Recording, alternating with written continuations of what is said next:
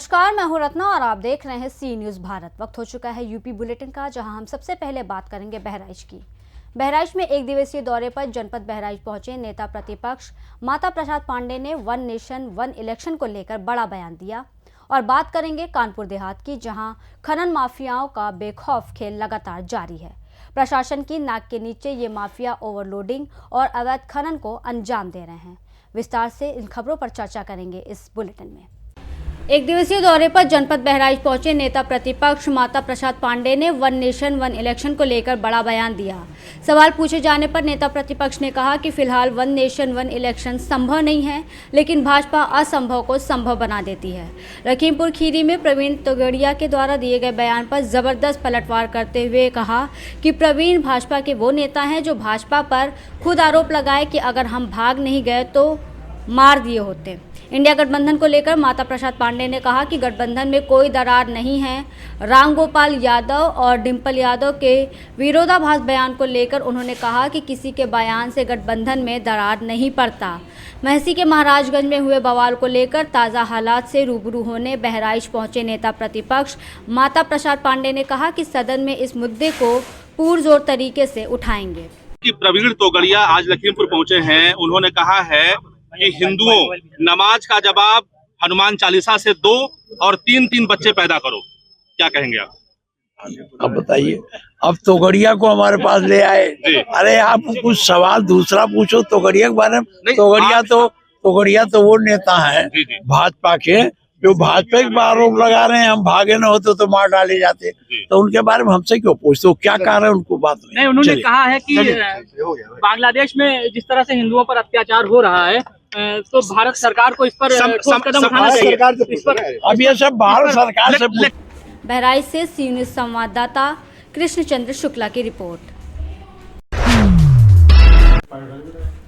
हरदोई के माधोगंज क्षेत्र के गांव पिपरावा में एक नई पहल संस्था के संस्थापक समाजसेवी विवेक पटेल दीपू ने जन्मदिन को प्राथमिक विद्यालय के छात्र छात्राओं के साथ मनाया। गरीब असहाय बालिका बाल वाटिका की छात्रा आरुषि को गोद लिया है। इसकी पढ़ाई लिखाई व शादी का खर्चा उठाएंगे। वह LIC से 5 लाख रुपए का बीमा भी करा दिया गया है। बच्चों ने दीपू को तिलक लगाकर मिठाई खिलाकर बड़े ही धूमधाम के साथ बच्चों ने जन्मदिन मनाया। दीपू ने सभी छात्र छात्राओं को लड्डू, बिस्किट, चॉकलेट व स्टेशनरी आदि वितरित किया। इस मौके पर प्रधानाध्यापिका प्रसून लता, रश्मि सिंह, उषा देवी, आंगनबाड़ी कार्यकर्त्री व अखिलेश पटेल, BDC आशुतोष पटेल, अजीत कुमार, दिव्यांश पटेल, अवधेश, नितिन कुमार, अवनीश, आशीष पटेल, संजय सेठ आदि ग्रामीण मौके पर मौजूद रहे। मैं अपना ये जन्म दिवस पहले तो नहीं मनाता था, ये 3 साल से मनाने लगा हूँ। और मैंने अपने हर जन्मदिन पर एक लड़की को गोद लेने का संकल्प लिया हुआ है। और ऊपर वाले से मैं कामना करता हूँ कि मुझे इतना लायक बनाएं कि मैं हर साल एक बच्ची को गोद लेता रहूँ और उनका सहारा बनता रहूँ। और इस साल मैंने तीसरी बच्ची गोद ली है और उसका पढ़ाई का पूरा खर्च, उसके शादी का पूरा खर्च उठाने की मैं वो पूरे पढ़ाई का खर्च उठाने और शादी तक का खर्च उठाने के लिए मैं संघर्षरत हूँ। और जहाँ तक हो सकेगा इस साल मैं तीनों बच्चियों के नाम 5-5 लाख का लाइफ इंश्योरेंस करवा रहा हूँ। जितनी जल्दी हो सकेगा वो प्रोसीजर भी पूरा हो जाएगा। ये चौथा जन्मदिन था आज आपका? ये मेरा 39वां जन्मदिन है। आपका शुभ नाम क्या है? विवेक पटेल दीपू। हरदोई से सी न्यूज़ संवाददाता जितेंद्र की रिपोर्ट। हरदोई में जिलाधिकारी मंगला प्रसाद सिंह ने आज नगर क्षेत्र के नघेटा रोड और आवास विकास कॉलोनी का निरीक्षण किया। नघेटा रोड पर जलभराव व नाली में गंदगी को लेकर कड़ी नाराजगी जताई। उन्होंने नाला सफाई को लेकर अधिशासी अधिकारी को निर्देशित किया। इसके बाद वो आवास विकास में निर्माणाधीन 220 मीटर लंबी नाली के निर्माण को देखने पहुंचे। नाली निर्माण की धीमी प्रगति व निर्माण की गुणवत्ता को लेकर जिलाधिकारी ने जेई व ठेकेदार को कड़ी फटकार लगाई। उन्होंने अधिशासी अधिकारी को निर्देश दिए कि ठेकेदार का भुगतान गुणवत्ता की जांच किए बिना न किया जाए। आवास विकास मोड़ पर नाले में जल के धीमे प्रवाह को लेकर उन्होंने नाराजगी जताई। नाला सफाई कराने व पुलिया को अच्छी तरीके से बनवाया जाए ताकि जल प्रवाह सुचारू हो सके। आवास विकास में नाली में रुके हुए जल को तेजी से निकालने के लिए पंपिंग सेट का प्रयोग करने के निर्देश दिए। उन्होंने कहा कि नाला सफाई में लापरवाही पर संबंधित की जवाबदेही तय की जाए। घटिया रोड पे हम लोग खड़े हैं। यहाँ एक नगर पालिका के द्वारा नाला बनवाया जा रहा है। शिकायत ये थी कि नाले का पानी सड़क पर इकट्ठा हो गया है और लोगों के घर के सामने है, लोग परेशान हो रहे हैं। उसी को देखने हम यहाँ आए हुए थे और मैंने देखा कि नगर पालिका की तरफ से 220 मीटर लंबा नाला बनवाया जा रहा है, बट नाले का जो डेस्टिनेशन पॉइंट है एक बड़े से नाले में जाके कनेक्ट हुआ है इंडस्ट्रियल किराए पर। जब मैंने वहाँ जा कर के देखा तो वहाँ की कनेक्टिविटी अच्छी न होने के नाते पानी का जो ड्रेन है वो अच्छे से नहीं हो रहा है। इस बारे में मैंने इंजीनियर्स को और नगर पालिका डीओ को दिशा निर्देश किया, इसको अभी कराया। प्लस जो नाला बीच में बनाया जा रहा है, जो कंस्ट्रक्टेड एरिया है, उसके पहले के नाले में जो पानी आ रहा है वो पानी को एक पंप सेट से ड्रेन करा रहे हैं। एक पंप सेट पर्याप्त नहीं है, बल्कि हो सकता है 5 से 6, 7, 8 पंप सेट लगाना पड़ेगा। तो मैंने इनसे कहा है कि अभी पंप सेट की संख्या बढ़ाई है और पूरा पानी जो बाहर से नाले में आ रहा है उस पानी को ड्रेन करा करके जो कंस्ट्रक्टेड एरिया उसके बाहर जो नाला निर्मित हो गया उसमें ड्रेन कराया जाए। ये दोनों समस्याएं तभी सुलझ पाएंगी जब ये कराया जाए। मुझे उम्मीद है कभी ये 2-3 घंटे में ये लोग कराएंगे तो सुलझ जाएगा। सर, गुणवत्ता को लेकर भी निर्देश। हरदोई से सी न्यूज़ संवाददाता जितेंद्र की रिपोर्ट। कानपुर देहात में खनन माफियाओं का बेखौफ खेल लगातार जारी है। प्रशासन की नाक के नीचे ये माफिया ओवरलोडिंग और अवैध खनन को अंजाम दे रहे हैं। ये तस्वीरें हैं कानपुर देहात के मूसानगर थाना क्षेत्र के रसूलपुर गांव की, जहां खनन माफिया दिन दहाड़े जेसीबी मशीनों से बालू का खनन कर रहे हैं। ओवरलोड ट्रैक्टर ट्रालियां इन रास्तों से गुजरती हैं, लेकिन प्रशासन और परिवहन विभाग आंख मूंदे बैठे हैं। भोगनीपुर तहसील के मूसानगर थाना क्षेत्र के रसूलपुर गांव में यहां खनन माफियाओं के हौसले इतने बुलंद हैं कि वो सरेआम अवैध खनन और ओवरलोडिंग कर रहे हैं। स्थानीय लोगों का कहना है कि प्रशासन की मिली भगत से ये अवैध काम जारी है। परिवहन विभाग भी मूक दर्शक बना हुआ है। कानपुर देहात से सी न्यूज़ संवाददाता संजय तिवारी की रिपोर्ट। बसपा के प्रदेश अध्यक्ष विश्वनाथ पाल सिरौली गौसपुर क्षेत्र पहुंचे। बसपा कार्यकर्ताओं ने प्रदेश अध्यक्ष का जोरदार स्वागत किया। बसपा प्रदेश अध्यक्ष का बयान विद्युत विभाग के निजीकरण को लेकर बड़ा बयान दिया। सरकार तमाम संस्थाओं का निजीकरण कर चुकी है। प्रदेश के सभी कर्मचारियों का भविष्य दांव पर है। सरकारी संपत्ति को बेचकर निजीकरण हो रहा है। इस निजीकरण के सबसे ज्यादा नुकसान हमारे ओबीसी समाज का है, क्योंकि आरक्षण प्राइवेट सेक्टर में नहीं है और सरकार की नीयत साफ नहीं है। सरकार को प्राइवेट नहीं करना चाहिए। अब गेंद जनता के पाले में है, उसे कैसी सरकार चाहिए। प्रदेश अध्यक्ष का आगामी 2027 के चुनाव को लेकर बड़ा बयान दिया। देश बाबा साहेब के संविधान से चलता है। इस देश को जाति धर्म के नाम पर नहीं, बल्कि देश का विकास कैसे हो, इस पर चिंतन का समय है। देश में महंगाई व बेरोजगारी चरम पर है। नौजवान, किसान, छात्र परेशान हैं, जो सभी समस्याओं को दूर कर ऐसी सरकार आनी चाहिए। जब बहुजन समाज पार्टी की सरकार थी, तब बहन जी ने लोगों के रोजगार और शिक्षा के बारे में सोचा था। तमाम योजनाएं चलाई गई। आज इस सरकार से पूछ लिया जाए कि क्या काम है, तो कुछ भी नहीं किया। आज का नौजवान अब पर्चा देने जाता है तो पर्चा लीक हो जाता है। वहीं अब जनता लामबंद हो रही है। आने वाले समय में 27 में सरकार हमारी बनने जा रही है। हमारी सरकार ने रोजगार देने का काम किया। सिरौली गौसपुर क्षेत्र में कार्यकर्ताओं से संपर्क अभियान के तहत पहुंचे थे बसपा के प्रदेश अध्यक्ष विश्वनाथ पाल। आइए जानते हैं इस विषय में बसपा प्रदेश अध्यक्ष विश्वनाथ पाल का क्या कुछ कहना है। और लगातार जैसा कि देखा जा रहा, सरकार विद्युत निजीकरण करने जा रही है, इस पर आप क्या कहेंगे? विद्युत नहीं, ये सरकार तो तमाम सरकारी संस्थाओं को निजीकरण कर चुकी है।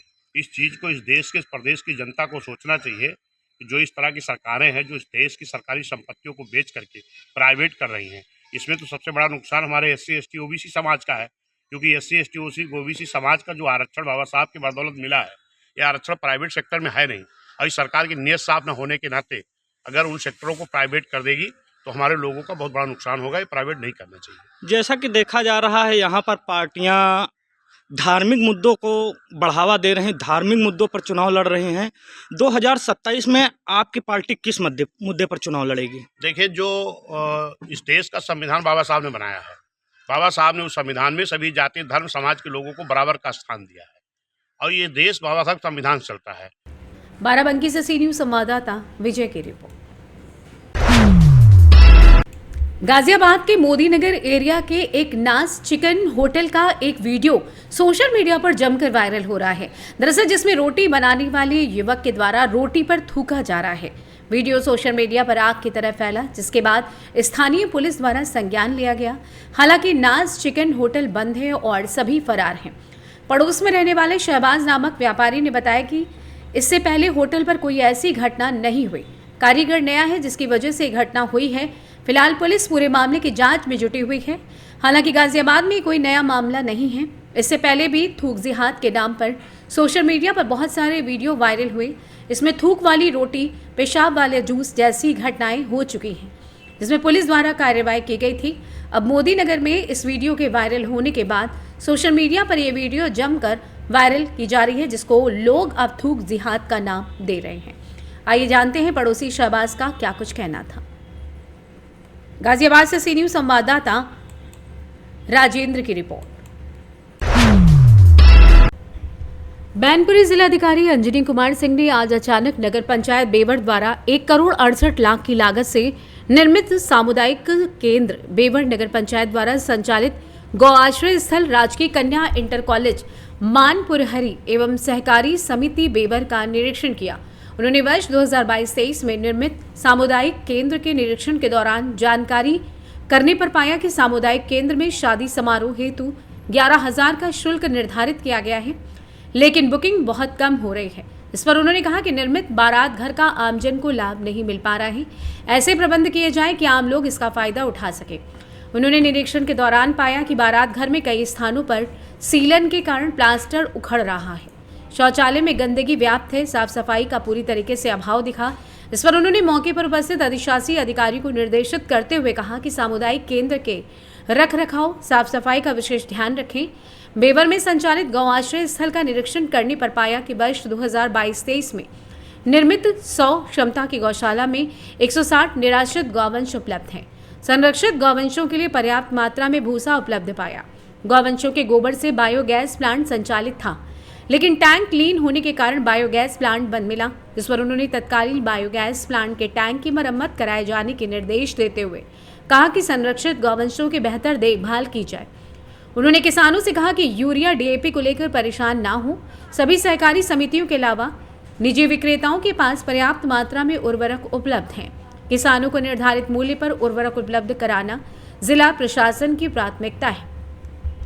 निरीक्षण के दौरान अध्यक्ष नगर पंचायत बेवर सरितकांत भाटिया, अधिशासी अधिकारी बुद्धि प्रकाश, अनिल सक्सेना, वीरेश पाठक आदि मौजूद रहे। मैनपुरी से सी न्यूज संवाददाता कुलदीप दीक्षित की रिपोर्ट। लंका पुलिस द्वारा 3 अभियुक्तों को गिरफ्तार किया गया। उनके पास से चोरी के 11,40,000 रुपए व आभूषण बरामद किए गए तथा घटना में प्रयुक्त 1 अदद मोटरसाइकिल तथा अन्य सामान बरामद किया गया। गिरफ्तार करने वाली पुलिस टीम में थाना प्रभारी लंका शिवाकांत मिश्र, उप निरीक्षक विवेक कुमार शुक्ला, उप निरीक्षक Shivakar Mishra, head constable Mahendra Singh, constable Suraj Singh, constable Ashish Tiwari शामिल रहे। गिरफ्तार करने वाली पुलिस टीम को डीसीपी काशी जोन द्वारा 25,000 का नगद पुरस्कार भी दिया गया। वाराणसी से सी न्यूज संवाददाता रविंद्र गिरी की रिपोर्ट। खबर शाहजहांपुर से है, जहां जिला प्रशासन के तत्वाधान में मुख्यमंत्री सामूहिक विवाह योजना अंतर्गत भव्य आयोजन में 101 जोड़े विवाह सूत्र में बंधे। काकोरी शहीद इंटर कॉलेज के मैदान में हुए समारोह का शुभारंभ मुख्य अतिथि विधायक Jalalabad Hariprakash Verma, DM Dharmendra Pratap Singh, SP Rajesh S के विघ्न विनायक भगवान श्री गणेश के चित्र के समक्ष दीप प्रज्वलन कर किया। तदुपरांत मुख्य अतिथि विधायक जलालाबाद हरिप्रकाश वर्मा ने सरकार की इस महत्वाकांक्षी योजना पर प्रकाश डालते हुए सभी जोड़ों को आशीर्वाद प्रदान किया। जिलाधिकारी धर्मेंद्र प्रताप सिंह, पुलिस अधीक्षक राजेश एस व ज्वाइंट मजिस्ट्रेट एसडीएम जलालाबाद उत्सव आनंद ने जोड़ों के उज्जवल भविष्य के लिए आशीष प्रदान किया।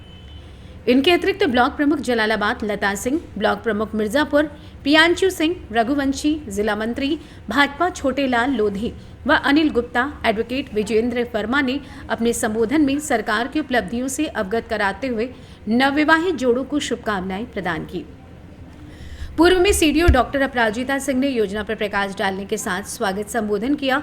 कवि डॉक्टर इंदु अजनबी के संचालन में हुए आयोजन में प्रमुख रूप से नगरपालिका परिषद जलालाबाद चेयरमैन शकील अहमद, जिला समाज कल्याण अधिकारी विकास वंदना सिंह, डीपीआरओ घनश्याम सागर, एसडीएम कलान चित्रा निर्माल, तहसीलदार जलालाबाद पैगाम हैदर, सीओ जलालाबाद अमित चौरसिया, ईओ हृदयानंद उपाध्याय, खंड विकास अधिकारी जलालाबाद रवि कुमार सिंह समेत अन्य बीडीओ गण, अन्य अधिकारीगण व गणमान्य जन उपस्थित रहे।